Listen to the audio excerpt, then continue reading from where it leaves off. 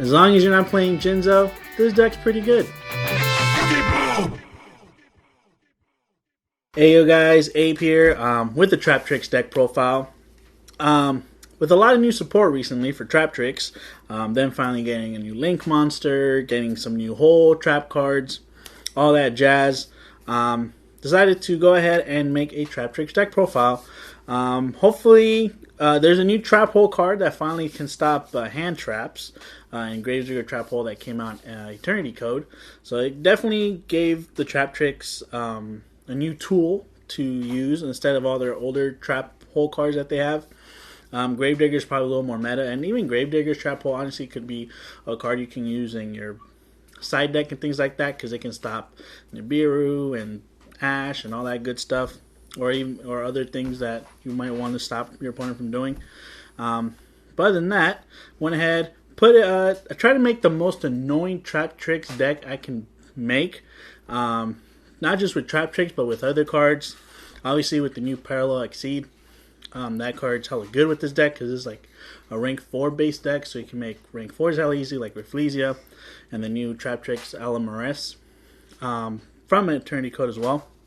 But yeah, let's go ahead and dive right into it and see how annoying this Trap Tricks deck really is. So, for the Trap Tricks monsters, you gotta play 3 Mantis. This Mantis is the one that when it's normal, you get to add any Trap Trick monster from your deck to your hand. She's very pivotal because, like I said, you can search whatever you need. Obviously, if you want to just go into Dionea, because honestly, with the Sarah, you just need one Trap Tricks monster. So that way, she's just an easy link to go into. So any Trap Trick monster turns into Sarah. But yeah, Mantis is always the one you want to see first, just because you can search anything after that, just so you can set up your second turn of place. But yeah, Mantis is really cool, and her second effect is also kind of niche too. You could target a set card you control, return back to your hand, and set a different one from your hand. So it's pretty, I guess, if you want to like confuse your opponent, you can do that as well. For the next card, we obviously play 3 Mermelio. She can search any of your whole normal traps from your deck to your hand, and if she's special summoned, you can destroy a spell and trap on the field. So she can be kind of like your Phoenix in the deck. For your next Trap Tricks, we play triple Dionea. So when she's normal summoned, she can special summon Trap Tricks from the graveyard. Obviously, she's going to be like your rank 4, extender. Once you get the ball rolling with the deck. And when she's special summoned, you could always set back a whole normal trap from your graveyard to your side of the field, but it gets banished at the end of your next turn. We're doing the end phase, I believe. But yeah, I mean, the fact that she can recycle your whole normal trap card is pretty good. And then some other Trap Tricks we're playing. I play 1 Aatrax and 1 Genlycia. She's the new one, but Aatrax is just there for another name, and also she's an 1800 beater. And also you can activate from hand. Usually it doesn't come in too much, because usually you would use her for like Link material or Exceed material if you have to be. But she's just more of the beater in the deck. And for the Genlycia, she's a new one that came out in Dual Overload. She's good because she can tribute herself. You can set one from your deck and one from your graveyard. Obviously they get banished when they leave the field, but the fact, like I said, you could basically get 2 normal whole trap cards from the deck and or graveyard. It's pretty good. But we just play the 1 just because usually you want to see this for the late game, and you don't want to see it too early. Usually you want to see Mermelio and Mantis in your first turn. And obviously, to come in tandem with these rank 4s, you obviously got to play 3 Parallel Exceeds. When you Link summon, you could summon this to the Link pointer it points to, and then you summon another one from the deck. And obviously they become level 4, so that way you get an easy rank 4 out. Usually you want to go for Rafflesia if you're going first, just to get that extra annoying monster out on the field.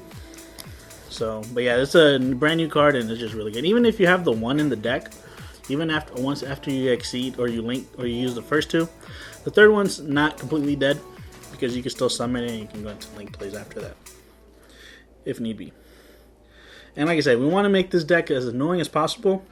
So I'm playing some Kaiju. So we're playing double Gameciel, because obviously it's the weakest one. 1 Kumungus, just in case if you ran out of your Gameciels or something. You have this to give your opponent. And then for the strong ones, I play 1 Radiant and 1 Thunder King. Like I said, just in case if you do use this one, you have this one to keep for yourself. Yeah, like I said, did you want to make it annoying just in case you don't? Let's say you're playing Animaspators. If they get through all your traps and things like that, you can still get rid of some of their monsters with the kaijus, obviously. And then the only spell we run in the deck is the double Interrupted Kaiju Slumber. There are those times where you don't go first, and your opponent obviously opts to go first. If you need to blow up the board or just need to bait something out, you could always use this to get rid of all their stuff. And yeah, that's what we just play 2 because we want to play 5 kaijus. If you want to add more kaijus, you can add a 3rd Slumber, but that could probably be a little too overkill, so just 2's okay. But yeah, just to have the extra removal just kind of helps. And yeah, like I said, just make it as annoying as possible. And now for the traps. We do run 22 traps, I believe, so it's a lot of them. For the normal whole trap cards we play, I play 3 Floodgate. Floodgate isn't as powerful as it used to be when it first came out, but it can stop some link summon plays and things like that. And I still believe it's like one of the best ones. The fact that you can flip their monster face down.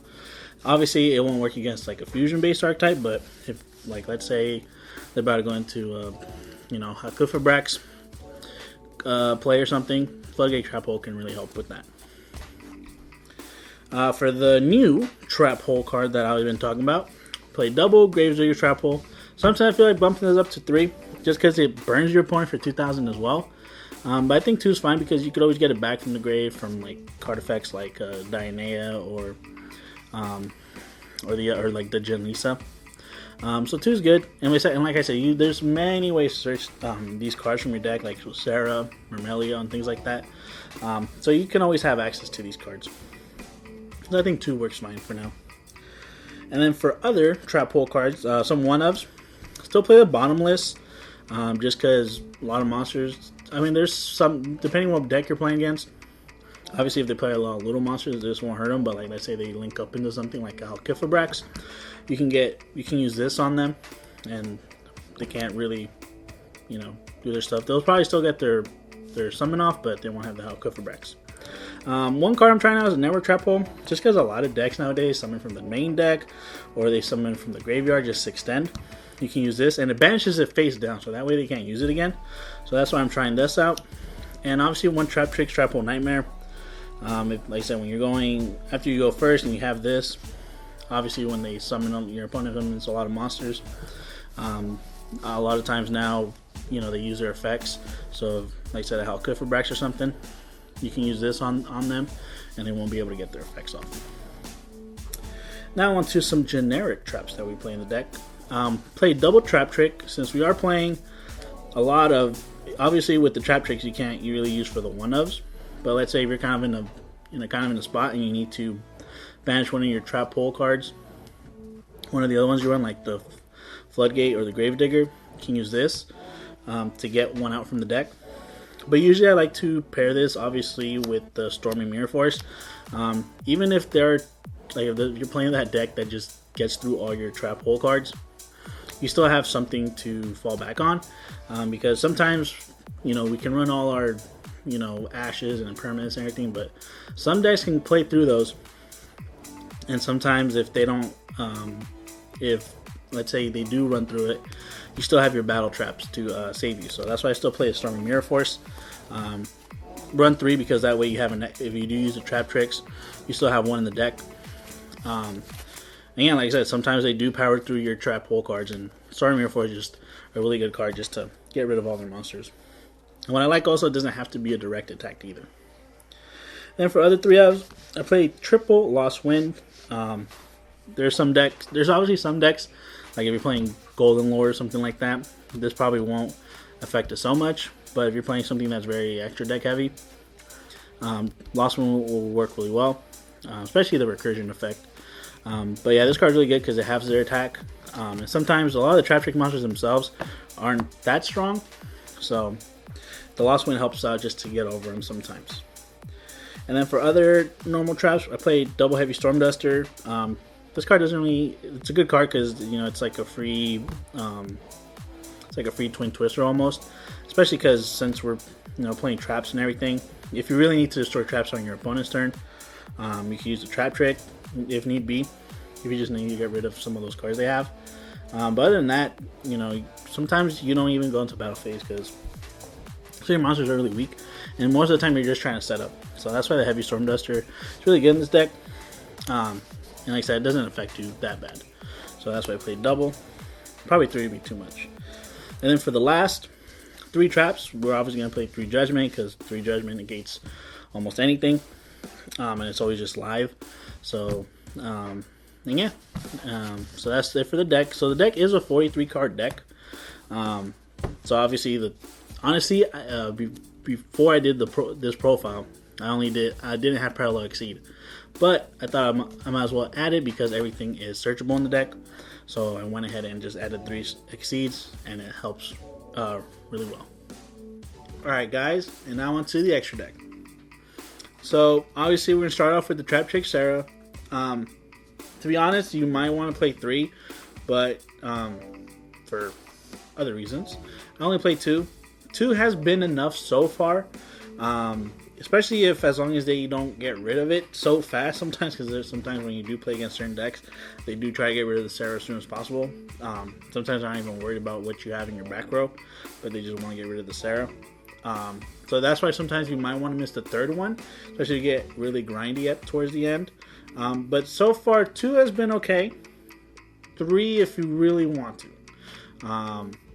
But like I said, it's totally up to you. I think 2 is fine for now. It is also kind of more expensive card, so that's why I only run the 2. So it just depends on you if you want to play the 3. And then now for some generics. Play 1 Phoenix, just because out of all the Nightmares, it's the stronger one out of the Link 2s, and also it pops spells and traps in case you don't get Heavy Storm Duster and things like that, or there's that one spell and trap you have to get rid of. 1 Ahashima. The only reason I'm playing this is just because, like I said, a lot of the trap tricks are level 4, and sometimes, like, let's say if Sarah's out there or whatever the case may be, maybe you kind of want to go more for game or things like that. You can go into this, and then let's say, especially if you have a lot of, sometimes there are those times where you do have a lot of trap tricks in your hand and not a lot of the traps. So sometimes if, let's say you do, go to your 2nd turn, you can go into this, and then you can get rid of those trap trick monsters in your hands and things like that. Summon back from the grave and things like that. So that way you can get extra Exceeds like the Rafflesia or even the Alamuris if you want to play that, or if you summon that, choose to summon that. But yeah, it's just something I'm testing out just because, like I said, everything's ranked or level 4 almost. Well, between the trap tricks. So yeah, so it's just a really easy monster to go into. And then obviously just because you don't want the game to last too long, you gotta play Boral Sword if you want to just end the game as soon as possible. So that's it for the links. We do obviously play a lot of Xyz in the deck. I play 1 Rafflesia and 1 Alamuris. There are those times where Rafflesia I do want to bump her up to 2, but 1's been okay for now. And then Alamuris, you can play more if you like, but usually I don't find myself going into her too much unless you're able to set up a play where if you have her on the field, then you can get rid of your opponent's stuff with the trap hole monster, especially like their monster and stuff, because you can start stealing their monsters with her effect. Because her effect is if like a monster gets destroyed by one of your normal trap hole cards, you can summon it to your field. So she just has that really good niche effect. Usually you don't want to summon from the grave, or her first effect, because that's 2 materials, but the other is only 1 material. And then for regular rank 4s, we play 1 Dugaris, because let's say if you're at that point where you want to, kind of, maybe not game your opponent, but like get more resources in your opponent. Dugaris is good because you can draw, or if you do have that monster out there to swing over, you can use that. Or if decide to get another monster from the grave. 1 Dweller because it shuts down a lot of decks. 1 Emerald just in case you want to reset your monsters back. Especially if, like, let's say you have sifted through a lot of the trap trick monsters, you kind of want to put them back so you could, get their effects again. And then 1 Castel to get rid of cards that can't be destroyed and things like that. One Baguska if you're in a tight spot where you need to kind of shut down your opponent for a little bit. Baguska is a good card. One Tornado Dragon, again, it's kind of like the Phoenix. If you need to pop spell and traps, that's what Tornado Dragon does for you. Very versatile card. And then for the last two, we play Utopia and the Lightning. You could in this deck play the double or nothing because everything is level 4. So if you don't want to play the Lightning, you can play the double. That you can do the whole, game your opponent. But I didn't want to I didn't want to add that card in the deck. So for now, Utopia into the Lightning is good enough, especially if you just need to get over that one monster that's too strong for you, that maybe your other extra deck monsters can't get over. That's what Lightning is in the deck for. But that is it for the deck profile, you guys. Let me know down in the comments what you think about it. Maybe some spicy text that maybe y'all playing your own Trap Tricks deck profile. And yeah, I mean, this deck's pretty cool. It's not too expensive. Some of the new cards obviously are expensive, like the Gravedigger's Trap Hole. Obviously, the extra deck can be a little expensive, like the Boral Sword. And the Sarah herself is actually a little expensive. But yeah, I think it's still a cool deck if you want to play something more control-based. Yeah, it's just a cool deck. So let us know down in the comments below what you think about it. Check out our TCG Player affiliate link if you want to buy any cards. Check out our other deck profiles we put on the channel, our openings.